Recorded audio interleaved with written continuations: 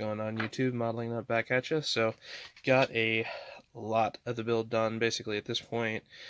Just got the last bits to put on the interior, which would be the hoses for the vents, and then getting the body finished up. Just gonna let that sit for a day or so here, let it dry before getting this put together. If you notice, I didn't go through in detail paint out the fuel cell, primarily because, again, this kit, once it's assembled, is actually just going to be glued. Like, the body's going to be glued to the chassis, so anything that, is kind of hidden or anything that's not really important, I'm not worrying about on it. So still got, obviously, some details. I still got to put in a couple of crossbars here on the backside of the engine, get that all ready to go in and stuff like that. But so far, like, again, this kit just doesn't completely fall together. There are a few areas that just, like, fitting it all together has kind of been a bit of a challenge. But again, I mean, it is a higher skill level kit, so kind of got to expect that. For the gloss on this, I went ahead and went with Tamiya's X22. So trying something a little bit different with this build. Absolutely love the way that the wheels turned out with that. The red line was just painted on. Yeah, let me get that tipped up so you can see it here in the light a little easier. But the red line on the wheels itself, those were painted on with Testors flat red. So just very carefully brush painted. Again, got the aero decals on the actual rims. Went ahead and did the yellow on the lug nuts, and then the center hubs in silver. Used a set of Powerslide gauge decals for the interior. They were a little bit tricky to get in, but glad I went ahead and used those. They actually look pretty cool. Like the way that they turned out, things like that. So a couple of things I'm noticing, though, that this kit is missing. One of the big things with a lot of these Revell kits, no seat belts whatsoever.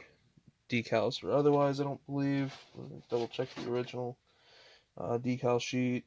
Yeah, even the original decal sheet does not come with the with them. So that's just kind of a par for the course when it comes to these Revell kits. The other thing I just happened to realize is it also does not come with the ignition box, which should be there on the dash as well. So, again, if you're going to super detail it, you probably have to go through and custom make some stuff. So, do got the underside pretty much done up as well. So, got that all detailed up. Went ahead and just stuck with the white plastic for the drive shaft instead of trying to paint that.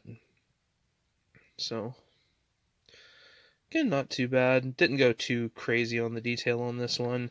But the one thing I absolutely also love is, comparative to a lot of auto kits that I've built here recently, I don't have to worry about the stance. It is actually sitting on all four wheels, so I didn't have to tweak the chassis, anything like that. So as far as like a chassis goes, as kind of a starter, this thing's just awesome.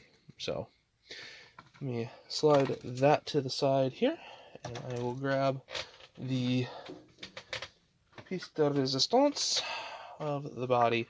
So there we go. So again, gonna have to come back, do a little bit of buffing work and things like that, just to get rid of some of the debris that ended up in the clear coat. But sides look pretty darn good. And then kind of ran into a couple of hiccups on the roof number, but to be honest, if I didn't say anything, you probably wouldn't have even noticed. Outside of that, though, really came out nice. The other thing that I realized kind of through the build process of this kit is the body of the 2001 Monte Carlos, 2001 Monte Carlos, is actually wrong.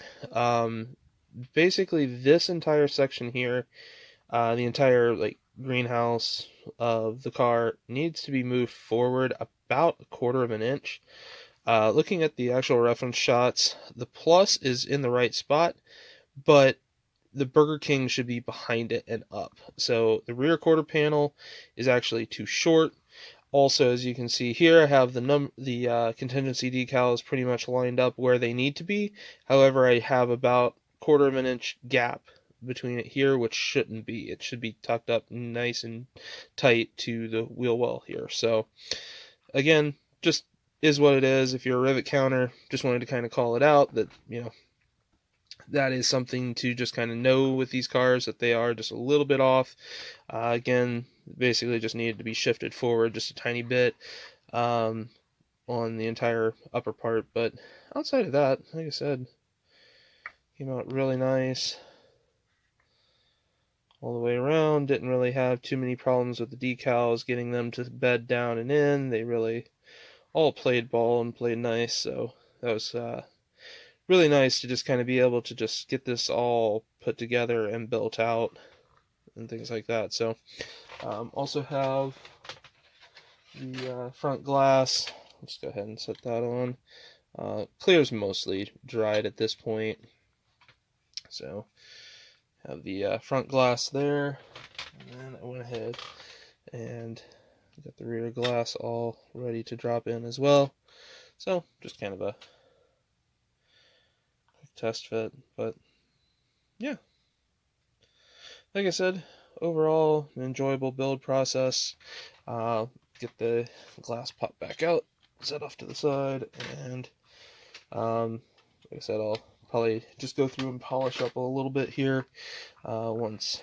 Gonna have to definitely be a little cautious because, again, with it being black, it'll show any imperfection that's in it and stuff like that. But so far, so good. So the only other thing that I wish the decals did have was the right brake vents. They just had a single bank of vents here. Looking at the real car, it would have been 2 banks side by side on each side for the Richmond car. So again, it's a little bit incorrect for the car, but did also move the Hurst shifter decal on the Talladega scheme. It was down here. Went ahead and cut that separate and moved that up. So a couple of little tweaks that I did to actually, again, mimic that. The other thing I will want to call out is anybody who's using extreme metals. If you're looking for something to clear it with, X22 cleared just fine over that. Did not cause any loss of luster to it at all. So, which was something that actually made me really happy because I was concerned that that would be the case, that it wouldn't clear correctly over it. So, but one thing I am going to come back and do is I'm actually going to come back in with a flat black, carefully masked right there, and just spray this on both of the 2 sides down here with flat black. Looking at it, that should have been what it was originally. So yeah, overall, like I said, good process, good build, no real problems except for things of my own making for the most part. So yeah, looking to get this one finished up and onto the shelf so I can move on to the next build. So again, any questions, comments, definitely post them down below. Definitely be happy to answer them, and I will catch y'all on the next one. Peace.